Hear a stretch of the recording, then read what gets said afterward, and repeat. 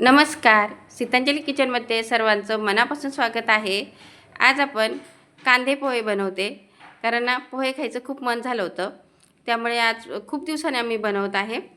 1.5 वाटी पोहे घेतलेत आपण. चाळून घेतलेत, स्वच्छ करून निवडलेले आहेत. एका भांड्यात पोहे घेतलेत काढून. आता हे पोहे आपण धुवून घेऊया.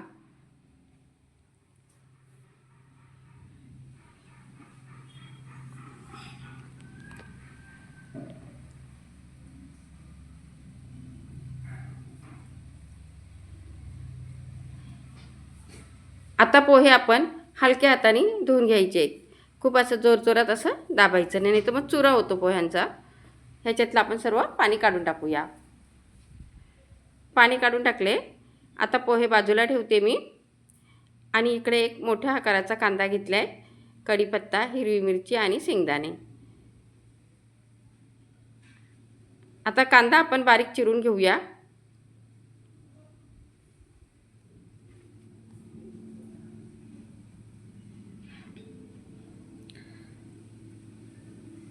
अशा पद्धतीने मी कांदा चिरून घेतला आहे. आता त्याचबरोबर आपण हिरवी मिरची आहे ही सुद्धा कापून घेऊया. तुम्हाला किती तिखट पोहे खायचे नाही तेवढे मिरच्या टाकायच्या आहेत. मी एक 2-3 मिरच्या घेतलेल्या आहेत. कढीपत्ता धुवून घेतला आहे, तो सुद्धा आपण आता पानं घ्यायचे आहेत. आणि शेंगदाणे. सर्व तयारी झाले. आता पोहे आहेत, पाहू शकता अगदी सुटसुटीत झालेले आहेत. चला पोहे बनवायला घेऊया. आता इथे आपण कढई ठेवून घेतले. यामध्ये आपण तेल ओतून घेऊया. तेल चांगलं गरम झाले.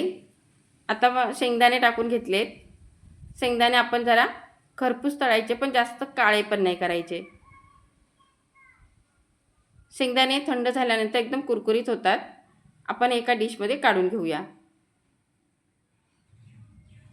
आता त्याच तेलामध्ये मोहरी टाकले. जिरं टाकायचे फोडणीला. मोहरी टाकलेली आहे 1/2 चमचा. जिरं फोडणीला टाकायचे. मोहरी चांगली तडतड फुटली, हिरवी मिरची फ्राय करायची आहे. त्याचबरोबर आपण कांदा पण टाकून घेऊया. सर्व साहित्य व्यवस्थित परतून घेऊया.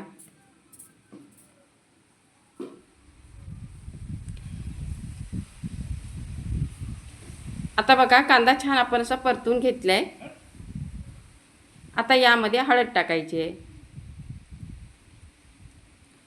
हळद सुद्धा चांगली मिक्स करून घेऊया. आणि गॅस मी बारीक केलेला आहे. आता यामध्ये आपण हे पोहे आहेत हे टाकून घेऊया. कांद्याबरोबर आपल्याला कढीपत्ता टाकायचा होता, पण ते मी विसरलेच. तर आत्ताच मी हा कढीपत्ता टाकून घेते. पहिलेच टाकायचं आहे फोडणीमध्ये. त्यानंतर आपण चवीनुसार मीठ टाकलेलं आहे. सर्व आता व्यवस्थित मिक्स करून घ्यायचं. आपण अशा पद्धतीने मीठ टाकलं ना तर सर्व पोह्यांना व्यवस्थित मीठ लागतं. कुठे खारं, कुठे आळणं असं लागत नाही. आणि पोहे पण एकदम छान बनतात. आता यामध्ये आपण पोहे कडक होऊ नये म्हणून मी थोडंसं पाण्याचा शिपडा दिला आहे. म्हणजे थोडंसं आणखीन जास्त टाकलं ना तरी पण चालेल. अशाने पोहे अगदी मऊ होतात आणि खायला पण छान लागतात. गॅस अगदी बारीक केलेला आहे. सगळं व्यवस्थित मिक्स करून झालेलं आहे. आता यामध्ये आपण शेंगदाणे मिक्स करून घेऊया.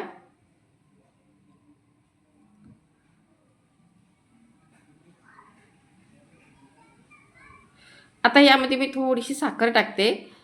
तुम्हाला नसेल आवडत नाही टाकली तरी चालेल, पण माझ्या मुलाला आवडते म्हणून मला टाकावी लागली. तर आता पोह्याला मी खाली 1 मिनिटाची वाफ दिले. अगदी पोहे बघा मस्त झालेले आहेत. अगदी सुटसुटीत मऊ आणि खायला पण छान झालेत. यामध्ये आपण थोडीशी कोथिंबीर टाकून घेऊया. आता पोहे इथे खाण्यासाठी तयार झालेत. अगदी मस्त झालेले आहेत. आता आपण डिशमध्ये काढून घेऊया.